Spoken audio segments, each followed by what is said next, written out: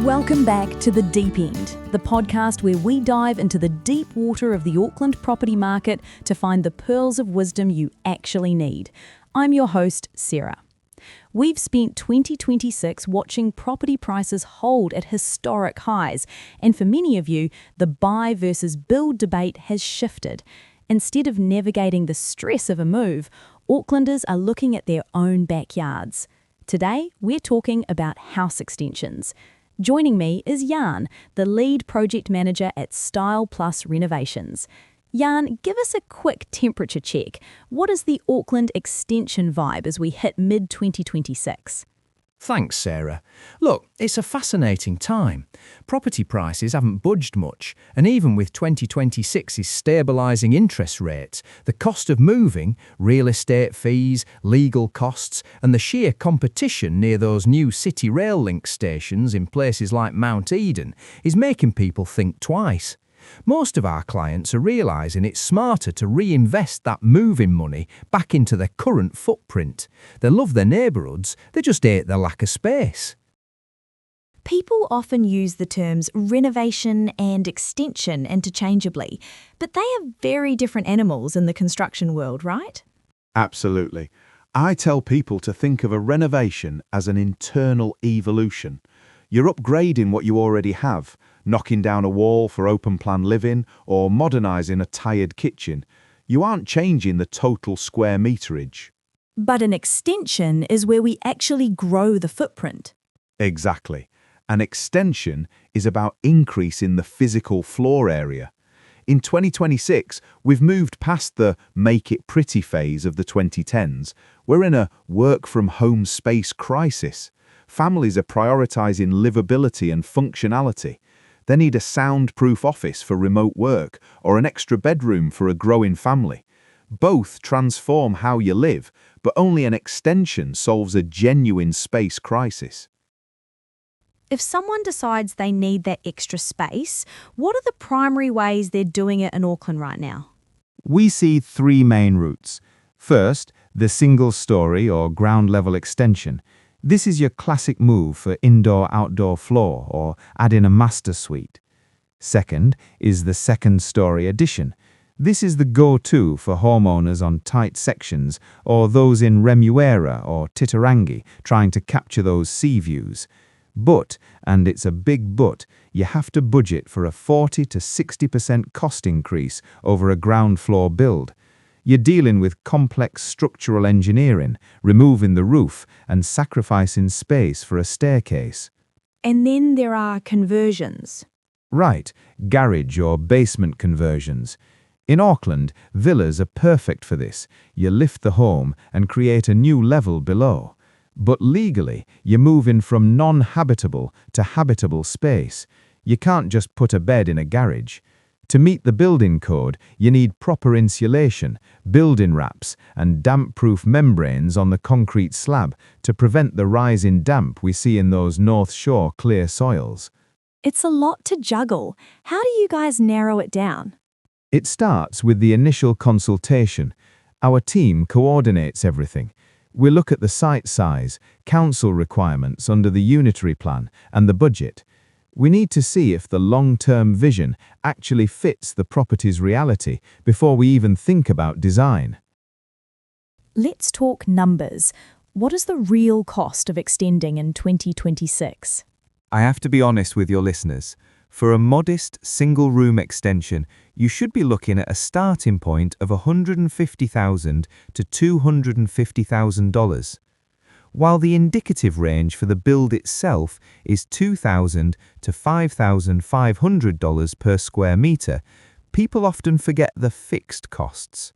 A smaller extension actually costs more per square metre because the council permits and architect fees don't scale down. What are the hidden cost overruns we should watch out for? Professional fees are a major one.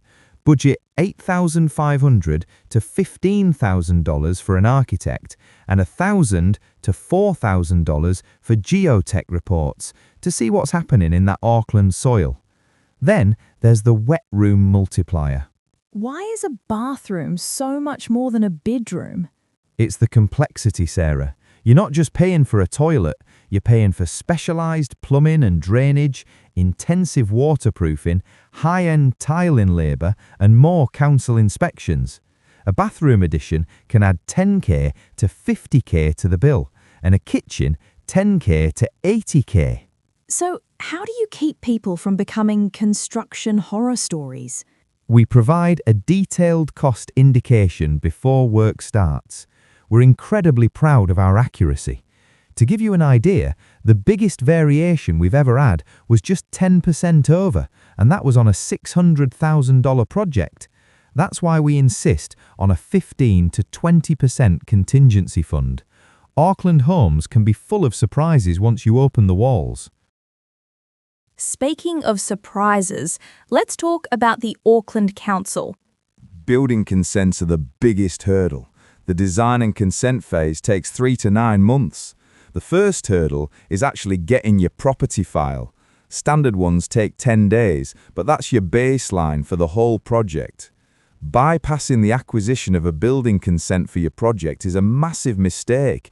It devalues the home, creates a nightmare for insurance, and the council could enforce a stop work order through a notice to fix if you started work without a building consent.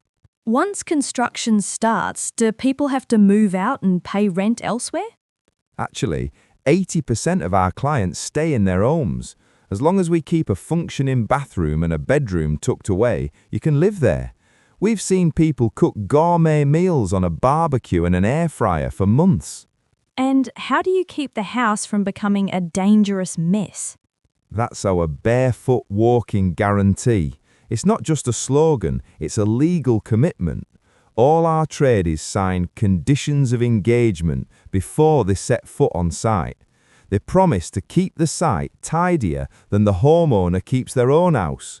We want you to walk through the site safely without stepping on a nail. Before the first hammer swings, I organise a detailed walkthrough with our clients to answer over 150 questions to capture every single detail. Our barefoot branding is our signature at Style Plus Renovations, showing clients that we focus on a high-end, stress-free experience. Jan, moving on to your final tips, can you give us some rapid-fire wisdom for the road? Certainly, Sarah. Focus on ROI. Adding a bedroom or bathroom usually gives you a 10 to 20% value increase. Watch the ceiling. Check the price ceiling of your suburb. A high-end finish makes sense in Ponsonby, but don't over-capitalise in Papakura. Design for light. Use Velux skylights to bring in natural light. It makes a small extension feel massive. Choose your joinery. Aluminium is low maintenance and strong for high wind zones, but timber has that timeless thermal damping for character homes. Brilliant. If you're ready to see if your home is ready for a 2026 upgrade, Style Plus Renovations offers a free feasibility report. You can find Jan and the team at styleplusrenovations.co.nz or call 0800 789 537. Jan, thanks for keeping us out of the deep end today. My pleasure, Sarah. Next week, we're opening the cupboards on Kitchen Renovations. From the hidden costs that catch people out to the secrets of a perfect workflow, we'll help you design a space that's as functional as it is beautiful. Until then, keep dreaming big, Auckland.